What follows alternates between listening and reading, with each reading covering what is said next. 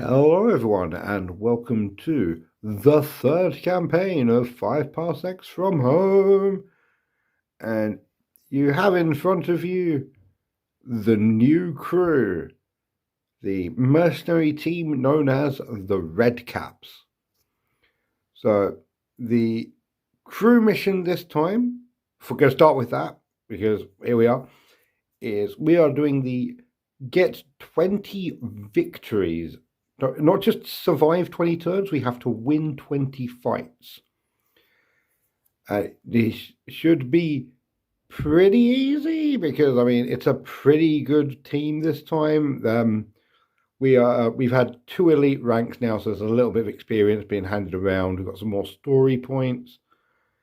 And yeah, in general, yeah, going to be awesome. However, I'm putting a few little bits on myself. Firstly, after 10 wins, we are going to a red zone. Red zones are harder. They're basically the next step up in difficulty. So we've got 10. So you get 10 wins on one red zone, 10 wins on the next, which means that we're going to have to actually fly places, which means that we're actually going to have to look at the ship. We're going to have to move to planets a couple of times. So that'll be fun. Also, to go to a red zone, we have to do something which we've never done before. We need to recruit a 7th member of the team. They literally will not let you. You've got to buy the you've got to buy the license. So yeah, you need to buy the license and then recruit a 7th member of the team after recruiting a 7th member of the team. So yeah, all very fun. We're gonna have also. I believe it's just the first. This may be the first time we've had non-human members of the team as well. As you may have noticed, we have 2 bots who operate differently. They don't gain XP normally. You buy their upgrades with credits. And this gentleman here is a they're called emo suppressed. They have just like they're slightly different. They have a few little rules. I think stuff like I'll get to it when we get to them. But yeah, so I'm very excited. This is going to be great. This is a fun group. So starting with the leader, his name is Javier Perez. He is a low-tech colony welder. His motivation is survival. His class is soldier. He started with a scrap pistol and a glare sword, so he's got a lightsaber. Awesome. And I'm going to upgrade that scrap pistol basically as soon as possible. He starts with combat of +1 and toughness 4 and a point of luck, so he's actually going to be hopefully pretty good. But he's going to need to get in close. Speaking of getting in close, Lizzie Simmons. She is a space station kid. Her motivation is political, and she is a trader. This is a bad combination for a combat-heavy team. She's basically the team's financier. Her motivation is she wants to get the team to succeed so she can get a bit of like political power in the system. And because she is crap in combat, she's been given a boarding saber and literally nothing else. She literally doesn't have a gun. She does have stealth gear though, so it's harder to hit her over 9 inches. Someone else with stealth gear, how's that for him in change, is this lady, Deirdre Deadeye McTavish. She is the team's sniper. She was a military brat. Her motivation is loyalty. Her class is enforcer. So she is a starting character with combat +2. She's got stealth gear and an auto rifle. So she is already like actually very scary. But yeah, so she can stay back. She may actually be the first time we have had a competent sniper from the beginning, and I kind of worry about saying that because every time I've said that, they always end up missing all the goddamn time. Blah. Uh, anyway, here, this guy is Alpha 12739. He was from a subjugated colony on an alien world. He's emo suppressed, by the way, which I will, do the rest of it and get to that. His motivation is survival, and his class is Starship Crew. So he's tougher. He's pretty smart. He's like he's the only human member of the team with a starting savvy above 0. But yeah, he's got a whole scrap pistol to his name, but we're going to upgrade both the scrap pistols quite quickly. Basically, the first fight, I'm going to tell you how it's going to go now. I haven't done it yet. I'm just going to tell you how it's going to go. And that is Deirdre here is going to kill everything while everyone else hides behind a rock. The two bots are, I've named them in a very complicated technical way. So, try and keep up with me on this one. This one is called red, and this one is called blue. They are functionally identical. They are baseline robots. They're pretty good. They've got good reactions. They start with combat +1, toughness 4, and savvy +2.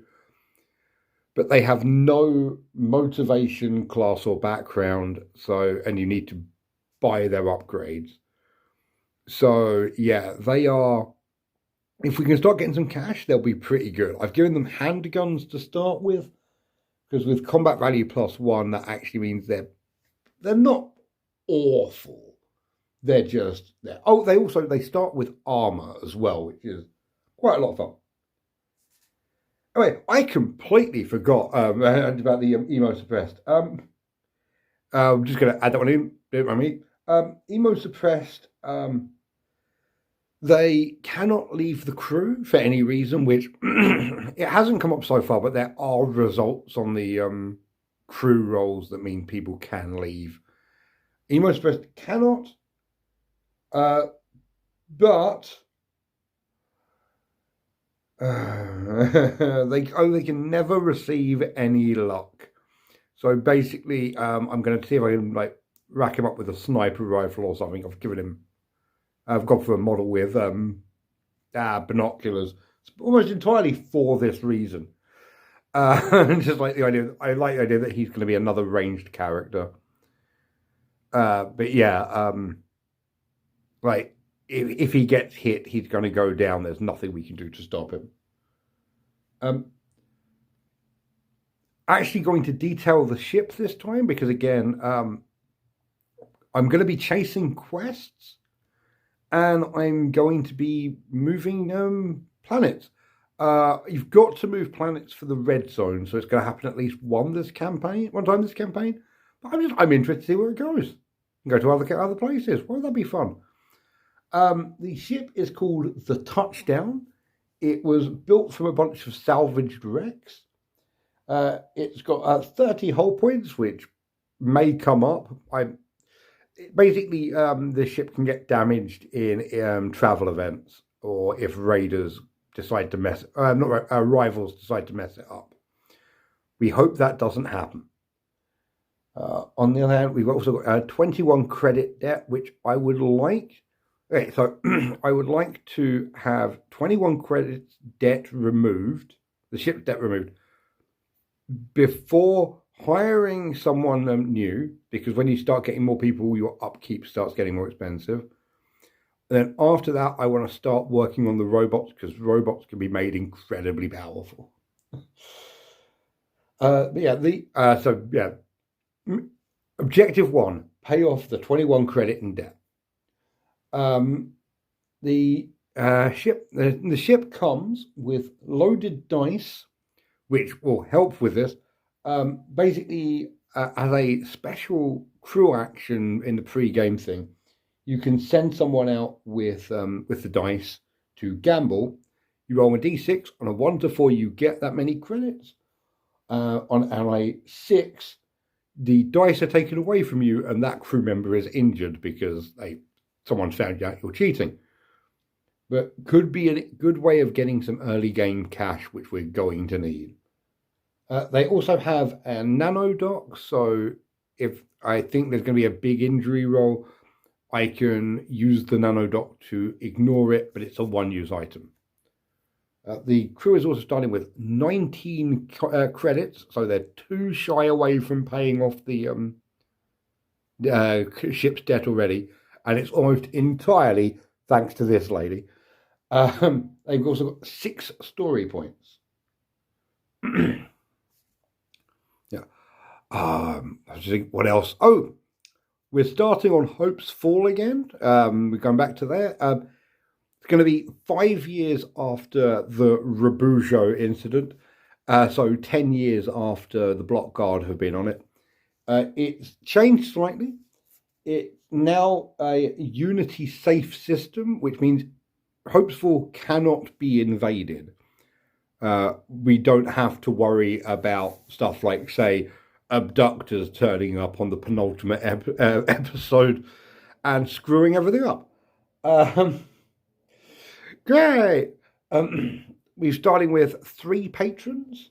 The Magi, a private organization, and a shadowy cabal who are trying to do, hopefully, right by Hope's Fall. The Sectoral Mercenary Liaisons, or SML, they are a group that helps new mercenary groups get established in the area.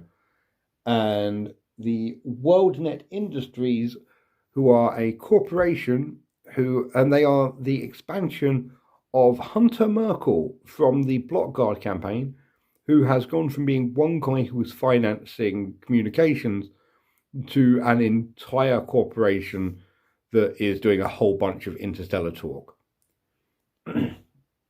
So, yeah, really looking forward to this one. We've got 3 objectives: are paying off the ship, getting a 7th member before the 10th mission, and then going to a red zone and trying to get 10 easy or normal difficulty missions, 10 red zone missions completed. Yeah, I'm really excited. I think it's going to be great fun. Also, it started with no rivals, which is so nice. Can I just say that? It is so nice to not have rivals. But yeah, so starting hopefully tomorrow, we will start getting some missions done. And those missions will be, as always, big, dumb, explosive.